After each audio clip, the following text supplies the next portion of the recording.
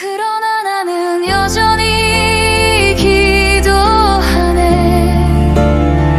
그분 만나기를 여전히 갈망하네. 내 호소에 귀 기울이실 줄 믿기에 여전히 나는 기도하네. 지금도 여전히 그분을 신뢰하며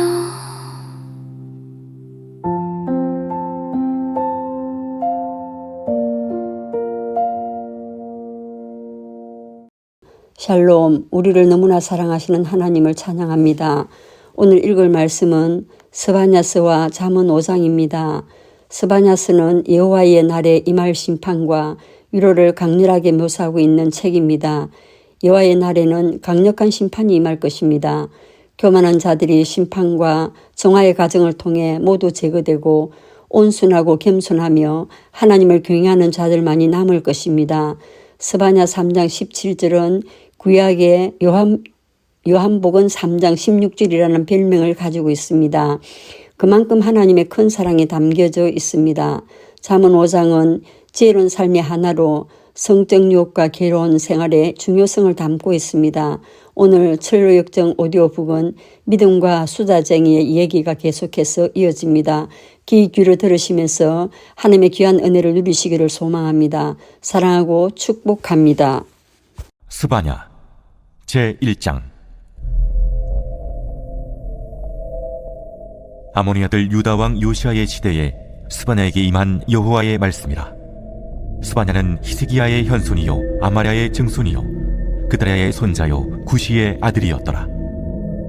여호와께서 이르시되 내가 땅 위에서 모든 것을 진멸하리라. 내가 사람과 짐승을 진멸하고 공중의 새와 바다의 고기와 거치게 하는 것과 악인들을 아울러 진멸할 것이라. 내가 사람을 땅 위에서 멸절하리라. 나 여호와의 말이니라. 내가 유다와 예루살렘의 모든 주민들 위에 손을 펴서 남아있는 바알을 그곳에서 멸절하며 그만임이란 이름과 및 그 제사장들을 아울러 멸절하며 또 지붕에서 하늘의 뭇별에게 경배하는 자들과 경배하며 여호와께 맹세하면서 말감을 가리켜 맹세하는 자들과 여호와를 배반하고 따르지 아니하는 자들과 여호와를 찾지도 아니하며 구하지도 아니하는 자들을 멸절하리라. 주 여호와 앞에서 잠잠할지어다. 이는 여호와의 날이 가까웠으므로 여호와께서 희생을 준비하고 그가 청할 자들을 구별하셨음이니라. 여호와의 희생의 날에 내가 방백들과 왕자들과 이방인의 옷을 입은 자들을 벌할 것이며 그날의 문턱을 뛰어넘어서 포악과 거짓을 자기 주인의 집에 채운 자들을 내가 벌하리라. 나 여호와가 말하노라. 그날의 어문에서는 부르짖는 소리가, 제2구역에서는 울음소리가, 작은 산들에서는 무너지는 소리가 일어나리라. 막대수 주민들아, 너희는 슬피 울라. 가나안 백성이 다 패망하고 은을 거래하는 자들이 끊어졌습니다. 그때 내가 예루살렘에서 찌꺼기같이 가라앉아서 마음속에 스스로 이르기를 여호와께서는 복도 내리지 아니하시며 화도 내리지 아니하시리라 하는 자를 등불로 두루 찾아 보라리니 그들의 재물이 노략되며 그들의 집이 황폐할 것이라. 그들이 집을 건축하나 거기에 살지 못하며 포도원을 가꾸나 그 포도주를 마시지 못하리라. 여호와의 큰 날이 가깝도다. 가깝고도 빠르도다. 여호와의 날의 소리로다. 용사가 거기서 심히 슬피 우는도다. 그날은 분노의 날이요 환난과 고통의 날이요 황폐와 패망의 날이요 캄캄하고 어두운 날이요 구름과 흑암의 날이요 나팔을 불어 경고하며 견고한 성읍들을 치며 높은 망대를 치는 날이로다.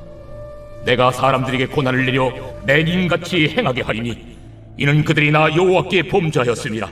또 그들의 피는 쏟아져서 티끌같이 되며 그들의 살은 분토같이 될지라. 그들의 은과 금이 여호와의 분노의 날에 능히 그들을 건지지 못할 것이며 이 온 땅이 여호와의 질투의 불에 삼켜지리니 이는 여호와가 이 땅 모든 주민을 멸절하되 놀랍게 멸절할 것입니다. 제2장. 수치를 모르는 백성아, 모일지어다, 모일지어다. 명령이 시행되어 날이 겨같이 지나가기 전, 여호와의 진노가 너희에게 내리기 전, 여호와의 분노의 날이 너희에게 이르기 전에 그리할지어다. 여호와의 규례를 지키는 세상의 모든 겸손한 자들아, 너희는 여호와를 찾으며 공의와 겸손을 구하라. 너희가 혹시 여호와의 분노의 날에 숨김을 얻으리라. 가사는 버림을 당하며 아스글론은 폐허가 되며 아스돗은 대낮에 쫓겨나며 에그로는 뽑히리라. 해변 주민 그렛 족속에게 화 있을진저, 블레셋 사람의 땅 가나아나, 여호와의 말씀이 너희를 치나니 내가 너를 멸하여 주민이 없게 하리라. 해변은 풀밭이 되어 목자의 움막과 양떼 우리가 거기에 있을 것이며 그 지경은 유다 족속의 남은 자에게로 돌아갈지라. 그들이 거기에서 양떼를 먹이고 저녁에는 아스글론 집들에 누우리니 이는 그들의 하나님 여호와가 그들을 보살피사 그들이 사로잡힘을 돌이킬 것임이라. 내가 모압의 비방과 암몬 자손이 조롱하는 말을 들었나니 그들이 내 백성을 비방하고 자기들의 경계에 대하여 교만하였느니라. 그러므로 만군의 여호와 이스라엘의 하나님이 말하노라. 내가 나의 삶을 두고 맹세하노니 장차 모압은 소돔 같으며 암몬 자손은 고모라 같을 것이라. 찔레가 나며 소금 구덩이가 되어 영원히 황폐하리니 내 백성의 남은 자들이 그들을 노략하며 나의 남은 백성이 그것을 기업으로 얻을 것이라. 그들이 이런 일을 당할 것은 그들이 만군의 여호와의 백성을 회방하고 교만하여졌습니다. 여호와가 그들에게 두렵게 되어서 세상의 모든 신을 쇠약하게 하리니 이방의 모든 해변 사람들이 각각 자기 처소에서 여호와께 경배하리라. 부수 사람들아, 너희도 내 칼에 죽임을 당하리라.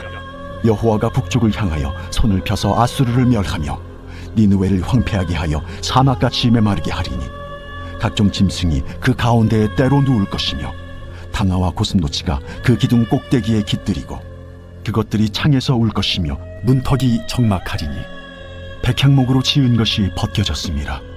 이는 기쁜 성이라 염려 없이 거주하며 마음속에 이르기를 오직 나만 있고 나 외에는 다른 이가 없다 하더니 어찌 이와 같이 황폐하여 들짐승이 엎드릴 곳이 되었는고.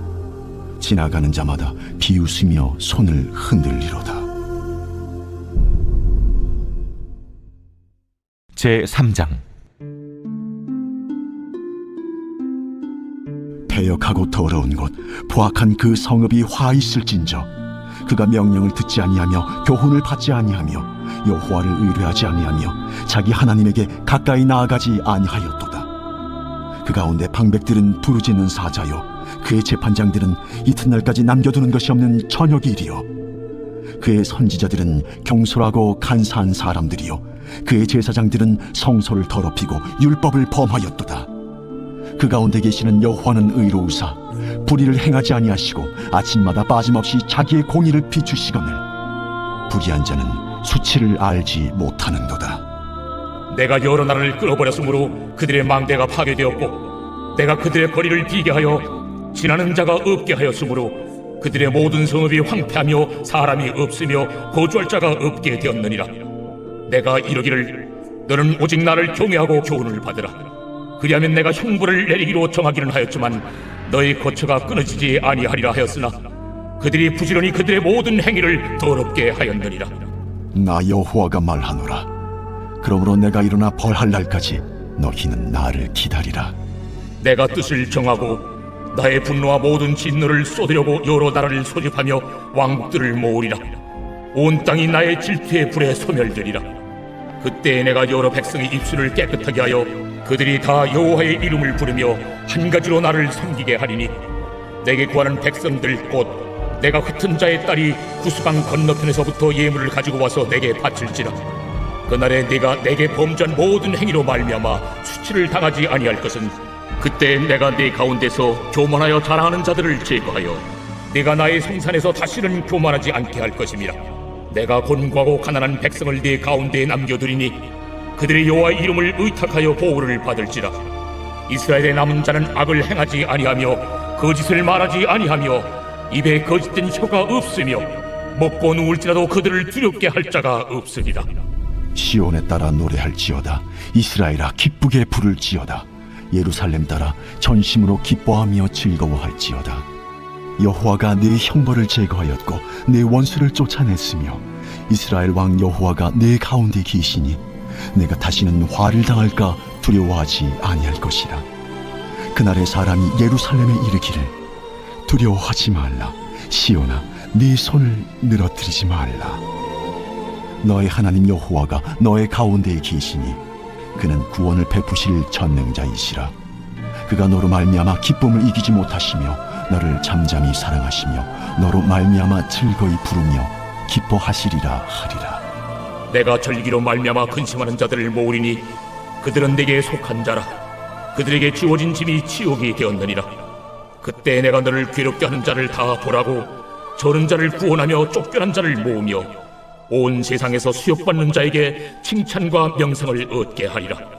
내가 그때 너희를 이끌고 그때 너희를 모을지라. 내가 너희 목전에서 너희의 사로잡힘을 돌이킬 때에 너희에게 천하 만민 가운데서 명성과 칭찬을 얻게 하리라. 여호와의 말이니라.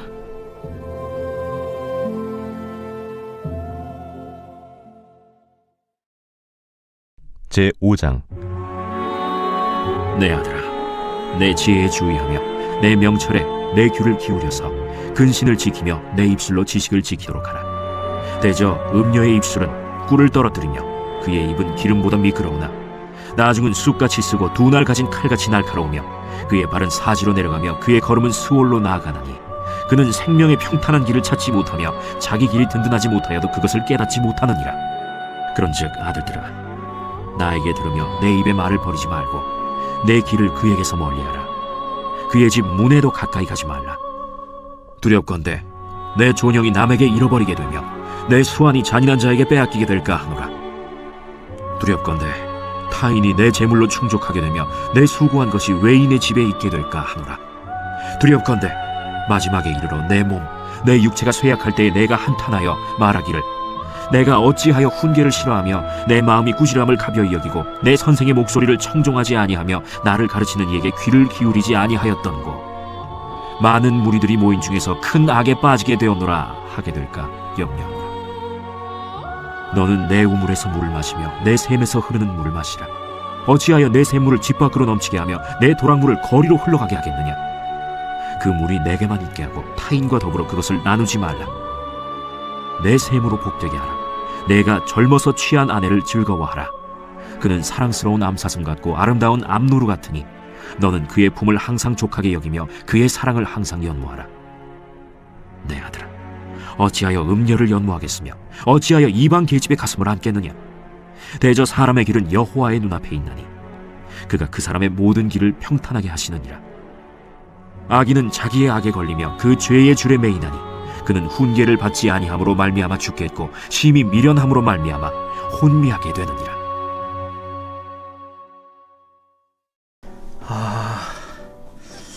아이고, 이제야 좀 말과 실제 행동은 별개의 문제라는 걸 좀 깨달았네요. 이제부터 이러한 구별을 좀 더 명확히 할 수 있도록 한층 주의를 좀 기울이겠습니다. 말과 행동은 영혼과 육체가 서로 다르듯이 별개의 것들이죠. 영혼이 없는 육신이 죽은 시체인 것과 마찬가지로 행동이 따르지 않는 말도 역시 죽어있는 시체에 불과합니다. 이 종교의 정신은 곧 실행하는 데 있습니다. 하나님 아버지 앞에서 정결하고 더러움이 없는 경건은 곧 고아와 과부를 그 환난 중에 돌보고 자기를 지켜 세속에 물들지 아니하는 그것이니라. 이렇게 성경에 씌어 있어요. 그러나 수다쟁이는 이것을 깨닫지 못하고 단지 말하는 것만으로도 진실한 기독교인이 될 수 있다고 생각함으로써 자기 자신의 영혼을 속이고 있습니다. 듣는 것은 단지 씨를 뿌리는 작업에 불과하고 말은 마음과 생활 속에 참된 열매가 맺어졌다는 것을 증명하기에 충분치 않습니다. 최후의 심판날이 이르렀을 때 사람들은 제각기 그들이 거둔 열매의 성과에 따라 심판받게 된다는 것을 우리는 명심해야 됩니다. 그날에 이르러 심판자께서는 너는 믿었느냐 하고 묻지 아니하시고 너는 진실로 행했느냐 혹은 말만 하고 다녔느냐 하고 물으실 것이며 그 행함의 여부에 따라서 심판을 내리실 것입니다. 이 세상 최후의 날은 추수하는 날로 비유될 수 있습니다. 당신도 알다시피 추수할 때 농부는 열매 이외의 것에 관심을 두지 않습니다. 믿음에 의하지 아니한 것도 받아들여질 수 있다는 뜻이 아니라 심판날에 이르러 저수다쟁이의 허황된 거짓말이 얼마나 쓸모없고 헛된 것인지를 당신한테 알려주기 위해서 이렇게 비유로 말하는 것입니다. 아, 예. 당신의 말씀을 듣다 보니 모세가 깨끗한 짐승에 대해 설명했던 것이 생각나네요. 깨끗한 짐승이란 굽이 갈라져 쪽발이 되고 새김질하는 것을 일컬음이요, 굽만 갈라졌거나 새김질만 하는 짐승을 말하는 것이 아니라던 그런 말씀 말입니다. 토끼는 새김질은 하나 굽이 갈라져 있지 않으므로 깨끗하지 않다고 말씀하셨었는데, 이것은 수다쟁이와 너무나 유사한 비유입니다. 그는 세상적인 지식을 이용해서 말만으로 새김질을 하지만 행위는 죄인의 길에서 떠나지 못하므로 개나 곰의 발처럼 굽이 갈라지지 않은 부정한 자라 해야 할 것입니다. 제가 아는 한 당신은 그 구절들의 참된 뜻을 말씀하셨습니다. 제가 한마디 더 보탤게요. 사도 바울은 말만 하기 좋아하는 사람들을 가리켜 소리나는 구리와 울리는 꽹과리와 같다고 하셨습니다.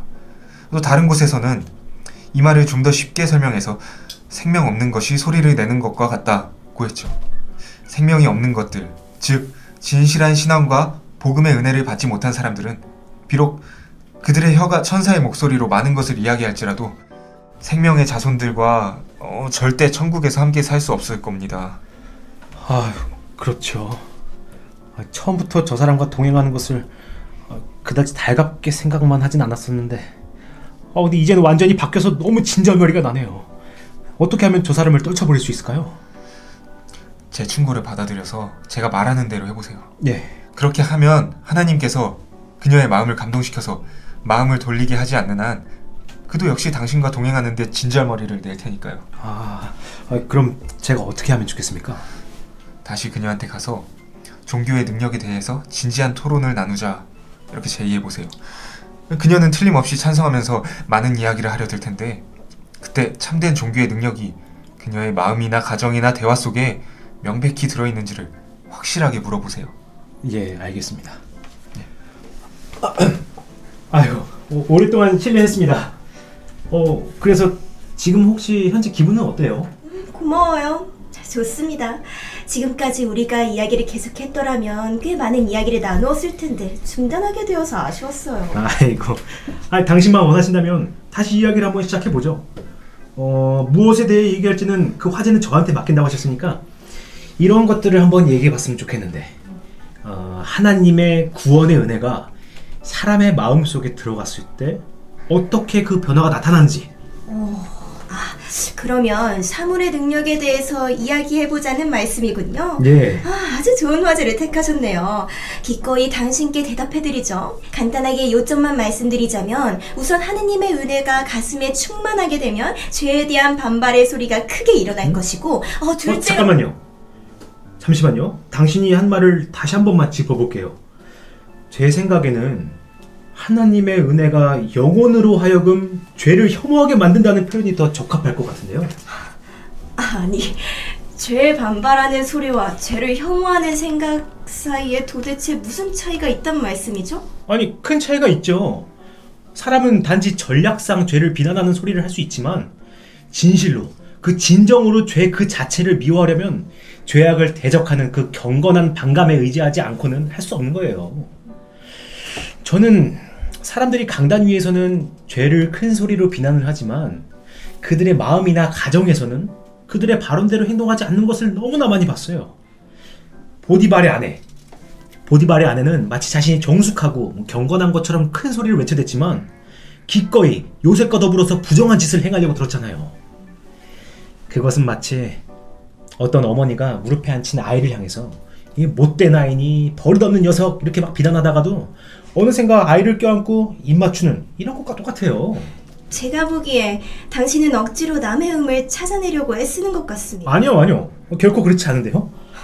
저는 단지 현상을 옳게 조금이라도 공정성 있게 판단하고자 할 뿐입니다. 자, 그러면 다시 돌아와서 마음속에 나타나는 은혜의 작용의 두 번째는 뭐라고 생각하세요?